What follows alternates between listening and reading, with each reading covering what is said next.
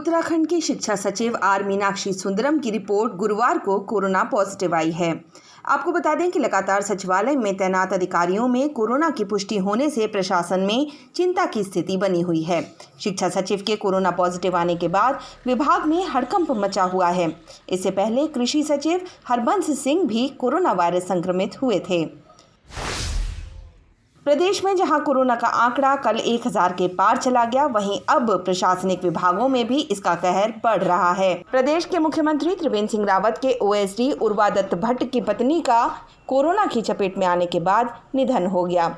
सूचना के मुताबिक उनका इलाज देहरादून में एक निजी अस्पताल में चल रहा था। सीएम के ओएसडी भट्ट और उनकी 7 साल की बेटी समेत घर में रह रही उनकी साली में भी कोरोना पुष्टि के बाद उनका इलाज चल रहा है। नगर निगम देहरादून एक और कर्मचारी के कोरोना पॉजिटिव मिलने के बाद बंद कर दिया गया है। प्रशासनिक निर्देशों के अनुसार गुरुवार और शुक्रवार को नगर निगम में जनता का प्रवेश प्रतिबंधित रहेगा। आम जनता के लिए अब सोमवार को ही नगर निगम का दफ्तर खुलेगा। प्रदेश के उच्च शिक्षा मंत्री धन सिंह रावत ने गुरुवार को पौड़ी में बेटी बचाओ बेटी पढ़ाओ योजना के अंतर्गत घोर की पछयाण नौनी की नोक कार्यक्रम का शुभारंभ किया। उन्होंने अपनी विधानसभा में इस कार्यक्रम की शुरुआत की और इस योजना की प्रशंसा की। कार्यक्रम के दौरान घरों में बेटियों के नाम से नेम प्लेट लगाई गई।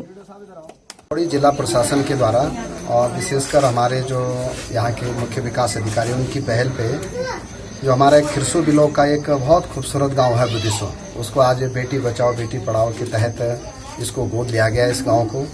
और घौर की पछाण बालिका के नाम से एक अभियान में चलाया गया है और मैं जिला प्रशासन के सभी अधिकारियों को बधाई दे रहा हूँ। ये अभियान बहुत अच्छा अभियान है और इससे पूरे देश में एक मैसेज आएगा कि बेटी बचाओ बेटी पढ़ाओ के तहत हम प्रत्येक गांव में क्या क्या अच्छा काम कर सकते हैं। पूरे देश में हड़ताली प्रदेश के नाम से विख्यात उत्तराखंड में एक बार फिर से हड़ताल का दौर शुरू होने जा रहा है, जिसकी शुरुआत अब धीरे धीरे होने लगी है। प्रदेश सरकार द्वारा जनरल ओबीसी एसोसिएशन के प्रदेश अध्यक्ष दीपक जोशी पर कुछ गंभीर आरोप लगाए गए और उनके खिलाफ जांच बैठाई गई। आरोपों के खिलाफ और जांच को खारिज करने की मांग को लेकर पौड़ी में जनरल ओबीसी एसोसिएशन एक बार फिर से आंदोलनरत हो गया है। देहरादून में भी सचिवालय संघ और Uttarakhand general OBC employees association अध्यक्ष दीपक जोशी के खिलाफ चल रही जांच के विरोध में कर्मचारियों का विरोध प्रदर्शन जारी है, जिसके तहत आज सचिवालय में कर्मचारियों ने अध्यक्ष दीपक जोशी के नेतृत्व में धरना प्रदर्शन किया। प्रदर्शनकारियों ने अपर मुख्य सचिव प्रशासन के कार्यालय के बाहर धरना प्रदर्शन किया। सचिवालय संघ ने सरकार से अपर सचिव गृह की जाँच को वापस लेने की मांग की है।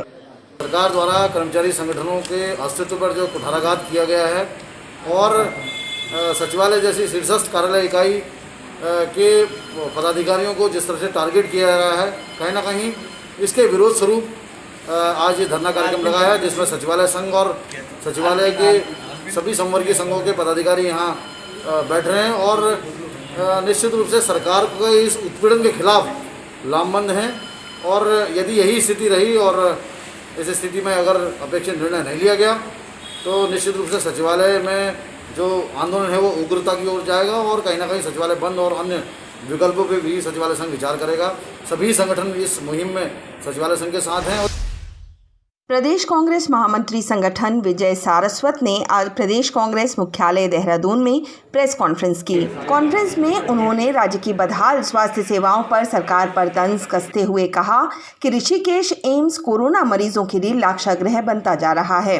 हम मुख्यमंत्री जी अपने विकास में से थोड़ा समय निकाल करके ऋषिकेश एम्स में स्वयं जाएं, राज्य के चीफ सेक्रेटरी जाएं, राज्य के स्वास्थ्य सचिव जाएं और वहाँ जाकर के आप देखिए कि जो हमारे परिजन, जो हमारे प्रदेशवासी और बाहर के वहाँ मरीज भर्ती हैं, उनके जो तामीर करने वाले हैं उनके साथ कैसा व्यवहार, रूखा व्यवहार हो रहा है।